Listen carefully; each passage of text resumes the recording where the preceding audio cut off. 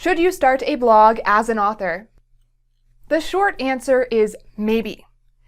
If someone told you you should have a blog because you are writing a book and you immediately felt exhausted, then blogging is probably not for you. But if you felt excited, it might be. There are pros and cons to blogging for anyone, but especially an author.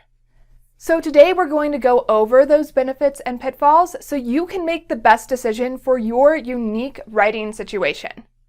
This is Ignited Ink Writing, a channel dedicated to helping authors like you transform your writing so it lingers with your readers.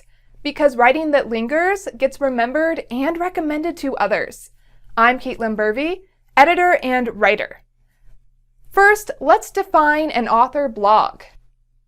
There are many different kinds of blogs, so I want to start out by defining what I mean when I say an author blog. An author blog is a blog that is intended to gain readers for your books, to build your author platform. That means its primary purpose is to get more subscribers on your author email list and eventually to sell books. There are other kinds of blogs that you might have as an author, but that doesn't make them your author blog. You could have a personal blog where you write about your day. You could share recipes. You could have a blog that's completely unrelated to your book. Those are not an author blog, because they're not going to help you in your career as a writer. So now that you have an understanding of what I mean by an author blog, let's cover the pros, why you might want an author blog. One of the biggest advantages to an author blog is it keeps you writing consistently. If you're doing a blog correctly, you should be consistent about posting. That means it can help you develop a writing habit. If you're a nonfiction author, you can even blog your book, and the readers of your blog will still buy that book. If you're writing memoir or fiction, that doesn't work as well, because technically you've already published your book on your blog, and most publishers want those first publishing rights. Blogging is also a tried and true way to drive traffic to your website. Having an author website doesn't do you any good if no one finds it.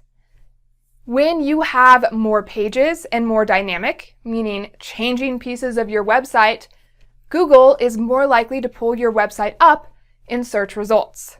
So if you blog about something related to your book, you will get more searchability and you will attract the right readers, the right people who are interested in your book's subject matter.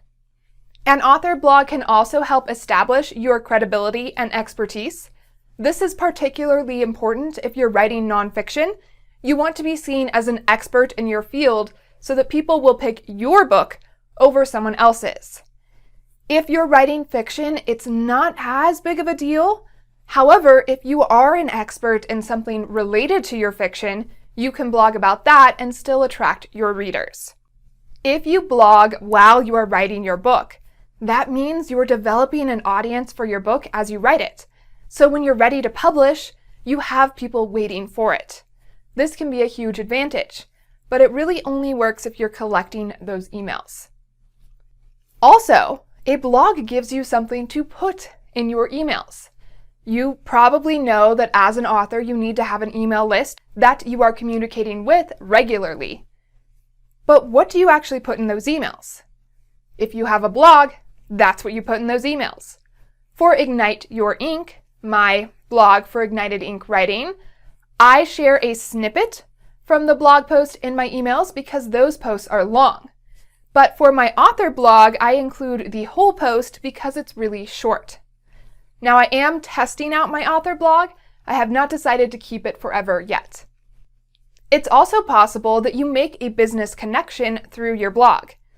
People have been found by agents and publishers through their blog. It's rare, does not happen often, but it has happened. More likely, you will connect with other authors or readers or a podcaster or someone like that who's willing to help you promote your book as long as you help them promote whatever their thing is. So you want to look for partners that you align with well, that you share an audience with. Okay, so let's summarize those pros. When you have an author blog, you can develop a writing habit. You can blog your nonfiction book. You can drive traffic to your website and gain readers before you start publishing your book. You have something to send to your email list, and you can network through your blog. Those sound like a lot of pros. But nothing is perfect. Nothing is all pros. So next, let's talk about cons. Why an author blog might waste your time. Author blogs are not all good. The biggest pitfall, the one that I think is the most important, is blogging time cuts into your writing time. This is something I'm guilty of. If I'm stuck in a scene, it's super easy to write a blog post instead of working on that scene. Then I feel like I've written that day and I feel accomplished. So it's a really easy way to procrastinate. Also, if you're going to blog, you need to commit to that blog. So if you're thinking, I'll just post whenever I feel like it, that's not going to work. When you don't blog regularly, at least once a month at the bare minimum, preferably weekly, then your website looks abandoned because every time a new person shows up, they see that the last time you blogged was 3 months ago, and the time before that was a month, and then a week, and then you went 6 months, and that does not look good. It looks like you're not keeping up with your website, and that the information there might be old. So if you're not going to be consistent, you shouldn't have a blog at all. As I briefly mentioned earlier, blogging your book, whether it's fiction or nonfiction, is technically publishing it. That means you can no longer sell the first publication rights that most publishers, including literary magazines, want. So if you're blogging your nonfiction book and you have a story there that you want to submit to a literary magazine, you likely can't because most want those first rights and you've already published it. So technically, an author blog is publication. There is also a lot of noise on the internet right now. There's so many people trying to make it out there. An author blog is adding to that noise, and that noise means lots of competition for you. So it's going to take a while to build momentum, to get noticed, and to have your blog start getting you email subscribers and eventually readers. There are plenty of faster, more effective ways to market your books. Yes, many of those ways do cost money. However, when it comes to marketing, you either pay with your time or with your money. You need to decide what is best for you, and not all advertising is super expensive. Also, you may have heard of people who make a living as a blogger. That is very difficult to break into right now. You're not likely to get paid for your author blog. Yes, people do have a blog and that's their sole income, but they work on that blog all day, all week. That means no time for writing your book.